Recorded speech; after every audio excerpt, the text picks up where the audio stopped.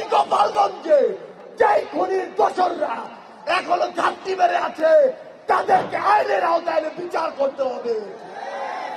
গোপালগঞ্জে এখনো কিভাবে আমাদের এই অভ্যুত্থানের যোদ্ধাদের উপরে হামলা হয়, আমাদের সামনে এখনো খুনিরা, খুনিদের দোসররা এখন উন্মুক্ত ভাবে চলাফেরা করে। যারা আমাদের ভাইদের হত্যা করেছে ওই ছাত্রলীগ, যুবলীগ, আওয়ামী লীগের সন্ত্রাসীরা, তারা এখনো বিভিন্ন দিক থেকে আমাদেরকে দেখে আর মুচকি হাসে। এই খুনিদের বিচার হতে হবে কিনা, আমার যারা আহত যোদ্ধা রয়েছে, শহীদ পরিবার রয়েছে, তাদের এই খুনের বিচার হতে হবে কিনা আমরা অবিলম্বে অন্তর্বর্তীকালীন সরকারকে একটি আহ্বান জানাতে চাই।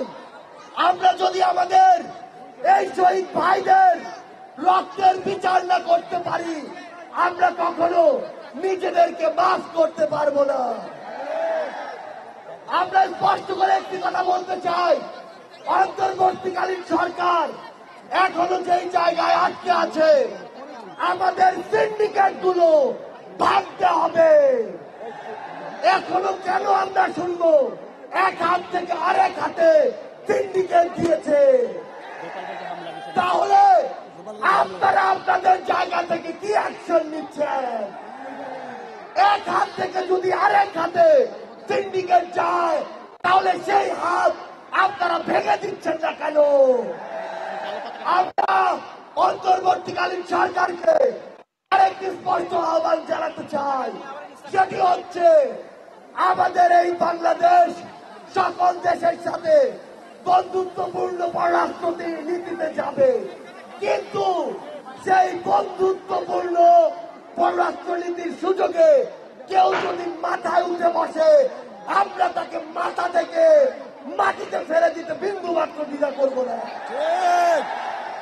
আমরা স্পষ্ট করে একটি কথা বলতে চাই, যেই খুনিরা এই দেশের বাইরে, এই দেশের মানুষের ঘামের হাজার হাজার কোটি টাকা পাচার করেছে, সেই টাকা ফিরিয়ে আনতে হবে।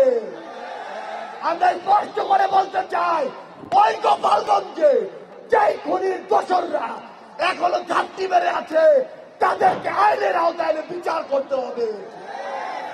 গোপালগঞ্জে এখনো কিভাবে আমাদের এই অভ্যুত্থানের যোদ্ধাদের উপরে হামলা হয়, আমরা প্রশাসনকে, পুলিশকে স্পষ্ট ভাবে বলতে চাই, পুরো বাংলাদেশে আমাদের এই যোদ্ধাদের, ফ্যাসিস্ট বিরোধী আন্দোলনকারীদের নিরাপত্তা যদি না দিতে পারেন, তাহলে ওই চেয়ারে কোন আইন শৃঙ্খলা রক্ষাকারী বাহিনীর বসে থাকার কোন অধিকার নেই।